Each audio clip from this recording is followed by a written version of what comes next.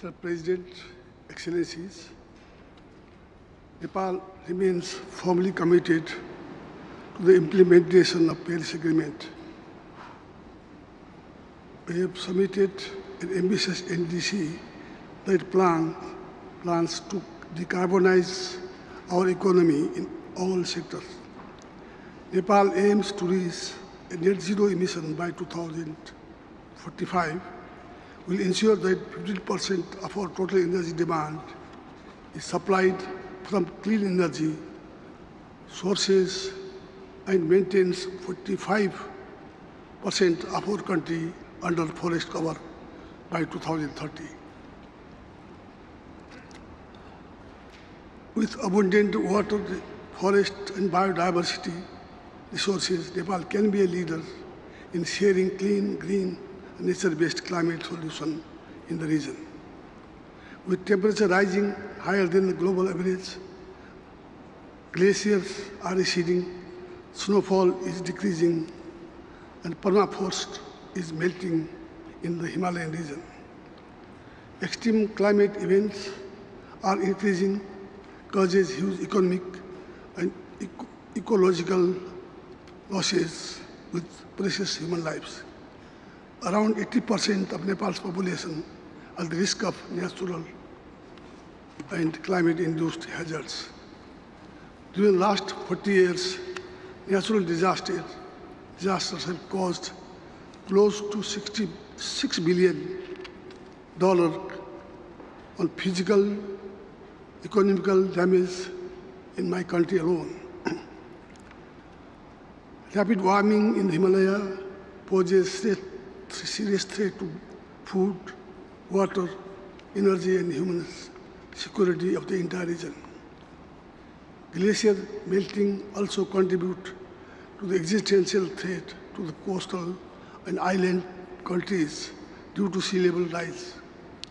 I therefore urge world leaders to recognize specific climate vulnerability in high mountains and accord to high priority to the mountain agenda in all climate-related negotiations. Keeping the global temperature below 1.5 centigrade is vital for mountain people. It is an issue of our survival to raise awareness on the climate crisis in the Himalaya. My government will host Sagarmatha Samvad dialogue named after Mount Everest. Nepal is an LDC country is making sincere efforts to balance our development and climate actions.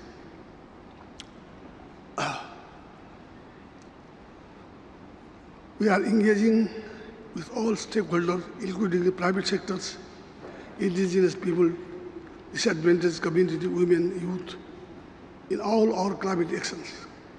Recognizing the value of nature to both adapt and mitigate climate change, we have decided to create a dedicated institution for working on nature, conservation, and climate change together. Loss and damage has become key concern due to increased phenomena of climate-induced disaster.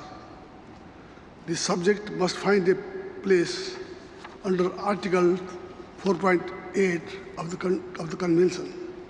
We call upon the private sectors, we call upon the parties to agree on making loss and damage to stand-alone agenda for negotiating and support additional frameworks. The COP26 must ensure adequate adaptation support for the most vulnerable countries by scaling up financial, technical, and capacity building support. We can deliver our goal by through quick, direct, easy access to climate finance. We agree the parties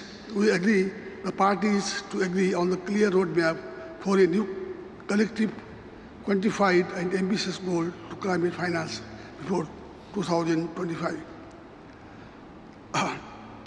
Mr. President, the decision we make, COP26 must do justice to those affected now, the future generation and Mother Nature, and future of our planet together depends on what we decide at this conference. I totally agree with Prime Minister Boris Johnson that this is truly the last chance to save the earth. Thank you very much.